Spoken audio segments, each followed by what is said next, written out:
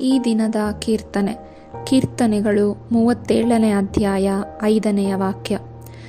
ಪ್ರಭುವಿಗೆ ಬಿಡು ಜೀವನ ಯಾತ್ರಾ ಚಿಂತೆಯನು, ಭರವಸೆಯಿಂದಿರು ಆತನದನ್ನು ಸಾಗಿಸುವನು.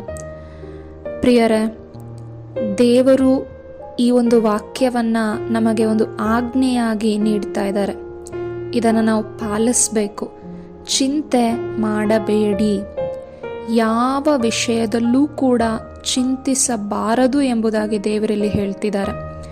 ಇದು ನಮಗೆ ಕಷ್ಟಕರವಾದದ್ದಾಗಿದೆ. ಯಾಕೆಂದರೆ ನಮ್ಮ ಜೀವನದಲ್ಲಿ ನಮಗೆ ಕುಟುಂಬದ ಬಗ್ಗೆ, ಮಕ್ಕಳ ಬಗ್ಗೆ, ಭವಿಷ್ಯದ ಬಗ್ಗೆ, ಕೆಲಸ ಕಾರ್ಯದ ಬಗ್ಗೆ, ದಿನನಿತ್ಯ ಏನು ಉಡಬೇಕು, ಏನು ಅಡುಗೆ ಮಾಡಬೇಕು, ಅನೇಕ ರೀತಿಯ ಚಿಂತೆ ಪೇಚಾಟಕ್ಕೆ ನಾವು ಒಳಗಾಗಿದ್ದೀವಿ. ಆದರೆ ದೇವರು ಇಲ್ಲಿ ನಮಗೆ ಹೇಳ್ತಿದ್ದಾರೆ, ಚಿಂತೆ ಮಾಡಬೇಡ, ನಿನ್ನ ಜೀವನ ಯಾತ್ರಾ ಚಿಂತೆಯನ್ನು ನನಗೆ ಬಿಟ್ಟು ಬಿಡು, ನಾನು ಸಾಗಿಸ್ತೀನಿ ಎಂಬುದಾಗಿ.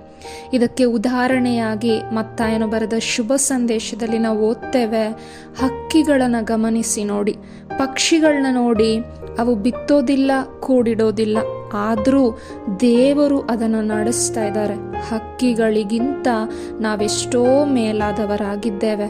ಆದ್ದರಿಂದ ದೇವರ ವಚನ ಹೇಳುತ್ತೆ, ಚಿಂತೆ ಮಾಡುವುದರ ಬದಲು ನಾವೇನು ಮಾಡಬೇಕು ಅಂದರೆ, ಯಾವ ವಿಷಯದಲ್ಲೂ ಚಿಂತಿಸದೆ ಎಲ್ಲ ಅಗತ್ಯಗಳಿಗಾಗಿ ದೇವರಲ್ಲಿ ಪ್ರಾರ್ಥಿಸಿರಿ ಎಂಬುದಾಗಿ. ಆದ್ದರಿಂದ ನಮ್ಮ ಅವಶ್ಯಕತೆಗಳೆಷ್ಟೋ ಇವೆ, ಅದರ ಕುರಿತು ಚಿಂತಿಸದೆ ದೇವರ ಬಳಿಯಲ್ಲಿ ನಿಂತು, ದೇವರೇ ನನಗೆ ಸಹಾಯ ಮಾಡಿ, ನಾನು ಏನು ಮಾಡಬೇಕು ನನಗೆ ಕಲಿಸಿಕೊಡಿ ಎಂಬುದಾಗಿ ಪ್ರಾರ್ಥಿಸೋಣ. ದೇವರು ದಾರಿ ತೋರಿಸ್ತಾರೆ. ದೇವರೇ ನಮ್ಮ ಜೀವಿತವನ್ನು ಮುನ್ನಡೆಸಲಿ.